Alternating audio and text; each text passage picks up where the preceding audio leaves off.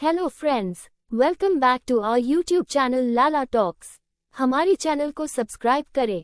चलिए शुरू करते हैं आज की वीडियो।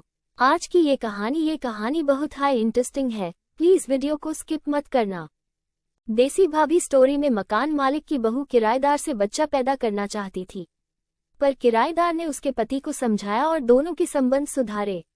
देसी भाभी स्टोरी के तीसरे भाग मकान मालिक की बहू ने की मौज कर दी में आपने देखा कि रोज मकान मालिक की बहू किराएदार के पास आकर अपनी प्यास बुझाने लगी। अब आगे देसी भाभी की स्टोरी। अब की बार जैसे ही सिराज शाम को घर पहुंचा, केतन उसे अपने साथ घुमाने ले गया। उसने एक रेस्तरां में बैठकर 1 घंटे सिराज को समझाया और नशा छोड़ने को कहा। सिराज रुआंसा होकर बोला, मुझे नंदिनी हाथ नहीं लगाने देती, इसी गुस्से में मैं नशा करता हूँ। केतन ने उससे कहा, तुमने अपनी हालत देखी है, कितने गंदे रहते हो, ऐसे में कोई बीवी कैसे हाथ लगाने देगी। केतन ने सिराज को एक सैलून ले जाकर उसका हुलिया ठीक करवाया, शेव करवाई, बाल कटवाए, नाखून कटवाए, फिर उसे एक नई लुंगी और कुर्ता दिलवाया।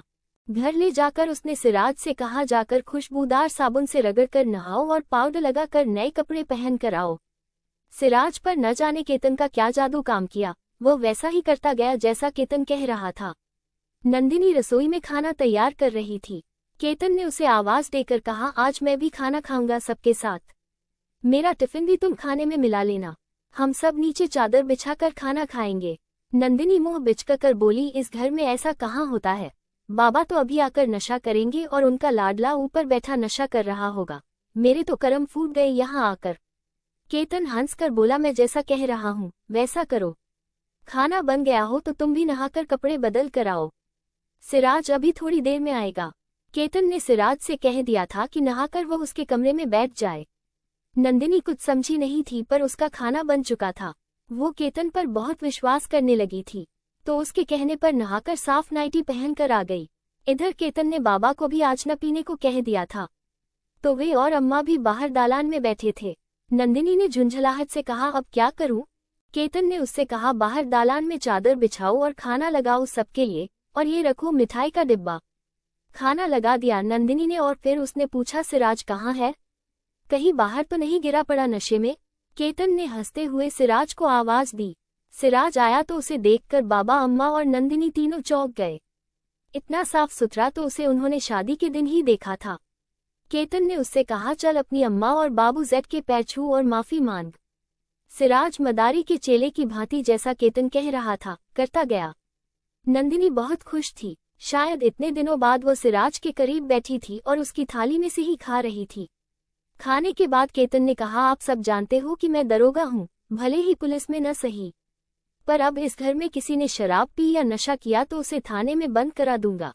और सिराज, अब तुम सोमवार की सुबह 4 बजे वापस जाया करोगे, मैं सुबह तुम्हें स्टेशन छोड़ दिया करूंगा। अगली दोनों रात नंदिनी के कमरे से झगड़े की आवाज नहीं आई। पहली रात तो नंदिनी ने बस हाथ लगाने दिया सिराज को, पर दूसरी रात दोनों ने किया। हालांकि सिराज का सारा बाहर ही बह गया, पर नंदिनी ने कोई झगड़ा नहीं किया। सोमवार की सुबह नंदिनी 3 बजे ही उठ गई और सिराज के लिए खाना बनाकर पैक कर दिया। केतन उसे स्टेशन छोड़ आया। अब इसका इनाम उसे नंदिनी ने इसे दिया कि जैसे ही 4:30 बजे करीब केतन सिराज को छोड़कर घर आया और अपने बेड पर लेटा, नंदिनी चुपके से आ गई और शुरू करने लगी। वो कह रही थी, 2 रात से तड़प रही हूँ मैं अपने राजा के लिए। अब नंदिनी पूरे हफ्ते की सिराज की स्थिति भी नंदिनी का प्यार पाकर सुधरती गई। केतन ने उसका इलाज भी लोकल डॉक्टर से शुरू करवा दिया था, पर नंदिनी गर्भवती नहीं हो पा रही थी। वो तो पीछे पड़ती केतन के, तुम ही मेरे बच्चे के बाप बन जाओ, पर केतन दूर की सोचता था। धीरे धीरे उसके कहने पर नंदिनी ने सिराज से कहना शुरू किया, अब तुमसे करने में मजा आता है। सिराज ने नशा बिल्कुल छोड़ दिया। अब उधर सोनू भी ठीक हो गई थी। हालांकि उसकी डिलीवरी में 2 महीने थे, पर केतन की मां उसे अपने घर ले आई थी। केतन जाता तो था, पर सोनू ने चूमने के अलावा उसे नजदीक नहीं आने दिया था। अब केतन और नंदिनी ने भगवान का नाम लेकर यह मन बनाया कि वे इस महीने से बिना डर के करेंगे, इस उम्मीद से कि नंदिनी गर्भवती हो जाए, चाहे केतन से चाहे सिराज से। माहवारी के बाद उन दिनों जब गर्भधारण की उम्मीद ज्यादा थी, केतन ने बाबा और अम्मा को बहला फुसलाकर 2 दिन के लिए पास ही हरिद्वार भेज दिया। अब वो और नंदिनी घर पर 2 रात के लिए अकेले थे। नंदिनी अब ब्यूटी पार्लर भी चली जाती थी। अब उसके पास केतन के दिए पैसे होते और सिराज भी उसे रुपए देता था। तय प्रोग्राम के अनुसार नंदिनी दिन में पार्लर हो आई। केतन भी समय से घर आ गया था। आज उसने बढ़िया खाने का ऑर्डर बाहर कर दिया था। केतन ने ऑफिस से निकलते ही नंदिनी को फोन कर दिया कि वो उसे चौराहे के पास मिल जाए। नंदिनी खूब अच्छे से तैयार होकर बाहर चौराहे पर पैदल ही पहुंच गई। केतन वहीं खड़ा था। नंदिनी मोटरसाइकिल पर दोनों ओर पैर करके केतन से चिपक कर बैठ गई। केतन उसे 1 घंटे शहर के बाहरी इलाके में घुमाता रहा। दोनों बार बार मौका देखकर कर रहे थे। नंदिनी ने केतन की शर्ट के बटन खोलकर उसकी छाती पर अपनी उंगलियों से उसके पास घेरे बनाए शुरू किए तो केतन का तो तन गया। उसने नंदिनी का हाथ नीचे करके अपनी जीन्स के ऊपर रख दिया। नंदिनी ने उसे वही मसल दिया। अब मामला बेकाबू हो चला था। दोनों वापस घर आ गए। थोड़ी देर में ऑर्डर किया डिनर भी आ गया। केतन तब तक नहाकर लुंगी पहने बैठा था। उसने डिनर रिसीव किया और नंदिनी को आवाज दी खाने के लिए। डिनर उसने अपने रूम में बेड पर ही लगा लिया था। नंदिनी आई तो केतन उसे देखता रह गया। उसने केतन की लाई हुई छोटी सी नाइट ड्रेस पहनी थी। लाल लिपस्टिक लगाए वो बहुत सुंदर लग रही थी। केतन ने उसे अपने से चिपटाते हुए कर रहा था। फिर केतन ने उसे अपनी गोद में बिठाया। दोनों के बीच रोमांस शुरू हुई और एक दूसरे को खाना खिलाया। खाने से निबटते निबटते रात के 9 बज गए थे। दोनों को मालूम था कि आज की रात तो की महारात होगी। आज पहली बार वो दोनों बिना किसी डर के बल्कि कहें तो गर्भ धारण करने के लिए करने जा रहे थे। नंदिनी खाने के बर्तन नीचे रखाई और सीधी केतन की बाहों में आ समाई। वो उसे चूमते हुए बोली, आज मेरी सूनी कोख भर दो, मैं तुम्हारा ये एहसान कभी नहीं भूलूंगी। केतन ने उसके होंठों से अपने होंठ चिपका दिए। दोनों लिप गए एक दूसरे से। दोनों बाहर बरामदे में ही लिपटा लिपटी में लगे थे। अब दोनों की आग भड़क चुकी थी। केतन ने नंदिनी को गोद में उठा लिया और बेड पर ले जाकर आहिस्ता से करने लगा। आज केतन की भड़की हुई थी। वो जल्दी से जल्दी देसी भाभी नंदिनी के साथ करने चाह रहा था। नंदिनी ने भी भरपूर चीख निकाली। आज कोई था जो नहीं उनकी आवाज सुनने को। थोड़ी देर की धमाचौकड़ी के बाद केतन हौंसते हुए नंदिनी के ऊपर गिर गया। उसका और नंदिनी दोनों का एक साथ हो गया था। अब दोनों शांत लेटे थे। दोनों ऐसे ही लिपट कर सो गए। रात को 2 बजे करीब नंदिनी उठकर बाथरूम गई। केतन की आंख भी खुल गई।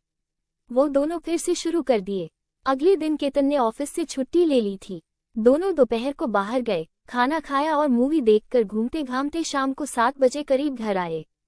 पेट भरा हुआ था। केतन नंदिनी को बाथरूम में जबरदस्ती ले गया। दोनों ने लिफ्ट कर नहाते हुए एक बार वही करने की कोशिश की, पर खड़े होने से बात नहीं बन रही थी। अब नंदिनी वही नीचे लेट गई और केतन को अपने ऊपर खींच लिया। केतन ने शावर के नीचे उसकी घमासान की, पर वहां स्पीड नहीं बन पा रही थी तो दोनों की आग ठंडी नहीं हुई थी। केतन नंदिनी को ऐसे ही भीगी उठाकर उसके कमरे में ले गया और नीचे गद्दे पर लेटा कर करने लगा। आज तो दोनों का ज्वार थमने का ही नाम नहीं ले रहा था। 2 बार नंदिनी ऊपर भी चढ़ चुकी थी। दोनों थक गए थे, पर रुकने का नाम नहीं ले रही थी। अब केतन का भी होने वाला था। नंदिनी का तो हो चुका था, पर वह केतन से चिपई हुई थी। नंदिनी ऐसे ही पड़ी रही। दोनों ऐसे ही सो गए। देर रात नंदिनी उठी और केतन को उठाकर उसके रूम में भेजा और अपने को सही किया, क्योंकि सुबह जल्दी ही बाबा और अम्मा आने वाले थे। अगले दिन शुक्रवार था। सिराज शाम को आ गया था। इस बार वो 2 दिन की छुट्टी और लेकर आया था। असल में नंदिनी ने ही उससे कहा था छुट्टी लेने के लिए, ताकि गर्भधारण के इस मौके का हर तरह से फायदा उठाया जाए। उसने यह बात अपनी सास को भी बता रखी थी। केतन का वीकेंड पर घर जाने का बन गया तो उसने भी 2 दिन की छुट्टी और ले ली। वहां सोनू हल्ला मचाए हुए थी। उसकी डिलीवरी थी अगले महीने। इस बार सिराज अम्मा और नंदिनी के लिए कपड़े और बाबा के लिए कुर्ता पायजामा भी लाया। सब खुश थे। नशा छोड़ने से अब सिराज की सेहत भी सुधरने लगी थी। उसे केतन ने कुछ पौवा बहाने की गोलियां दी कि करने से पहले ले लेना। कुल मिलाकर इन 3-4 दिनों में उसने और नंदिनी रोज किया और नंदिनी को पहली बार उसका अपने अंदर जाता महसूस हुआ। सोमवार को नंदिनी ने व्रत रखा और शाम को मंदिर जाकर मन्नत मांगी कि अगर उसकी कोख भर गई तो वो सिराज को भरपूर प्यार देगी। वो एक अच्छी पत्नी और बहू बनेगी। हालांकि केतन ने जो उसकी जिंदगी में उजियारा किया तो नंदिनी तो उसे भगवान मानती थी। इस महीने उसकी माहवारी नहीं हुई। डॉक्टर ने चेकअप में कंफर्म किया कि वो गर्भवती है। नंदिनी तो खुशी से पागल थी। उसने बाबा अम्मा के सामने ही केतन के पांव छुए कि उसके आने के बाद ये घर बन गया। केतन भी अब 15 दिन की छुट्टी पर घर जा रहा था और उसके बाद तो सोनू के साथ आने पर उसे घर बदलना ही होगा। अब की बार जब सिराज घर आया तो इस घर में एक उत्सव का सा माहौल था। कोई किसी से नाराज नहीं था। सिराज ने बताया कि अगले महीने उसका तबादला इसी शहर में हो जाएगा। ये कहानी यही खत्म होती है दोस्तों। बताइएगा कैसी लगी देसी भाभी स्टोरी, कमेंट में जरूर लिखिएगा। अगर वीडियो अच्छी लगी तो लाइक जरूर कीजिए। Thanks for watching this video. मिलते हैं अगले वीडियो में।